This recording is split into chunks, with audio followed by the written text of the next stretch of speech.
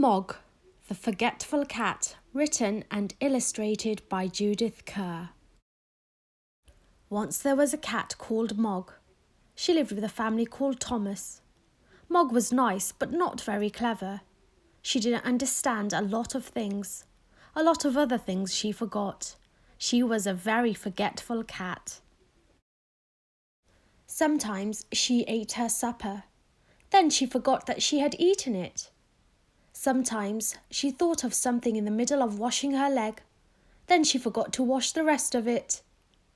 Once she forgot that cats can't fly. But most of all, she forgot her cat flap. The cat flap led from the kitchen into the garden. Mog could go out and in again. It was her own little door. The garden always made Mog very excited. She smelled all the smells. She chased the birds. She climbed the trees. She ran round and round with a big fluffed up tail. And then she forgot the cat flap. She forgot that she had a cat flap. She wanted to go back into the house, but she couldn't remember how. In the end, she sat outside the kitchen window and meowed until someone let her in. Afterwards, you could always tell where she had sat. This made Mr. Thomas very sad. He said, "Bother that cat!" But Debbie said, "She's nice." Once Mog had a very bad day. Even the start of the day was bad. Mog was still asleep. Then Nicky picked her up. He hugged her and said, "Nice kitty." Mog said nothing, but she was not happy. Then it was breakfast time. Mog forgot that cats have milk for breakfast. She forgot that cats can only have eggs as a treat. She ate an egg for her breakfast. Mrs. Thomas said, "Bother that cat." Debbie said, "Nicky doesn't like eggs anyway." Mog looked through her cat flap. It was raining in the garden. Mog thought, perhaps the sun is shining in the street. When the milkman came, she ran out. The milkman shut the door. The sun was not shining in the street after all. It was raining. A big dog came down the street. Mog ran. The dog ran too. Mog ran right round the house, and the dog ran after her. She climbed over the fence. She ran through the garden and jumped up outside the kitchen window. She meowed a big meow.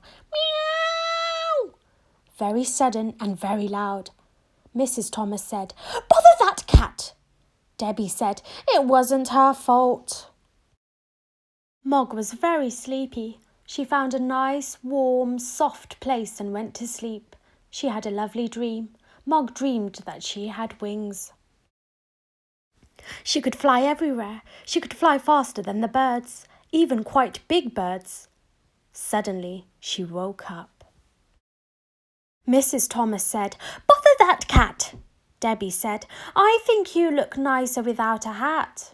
Debbie gave Mog her supper, and Mog ate it all up. Then Debbie and Nicky went to bed. Mog had a rest too, but Mr. Thomas wanted to see the fight. Mr. Thomas said, "Bother that cat." Mog thought, "Nobody likes me." Then she thought, "Debbie likes me." Debbie's door was open.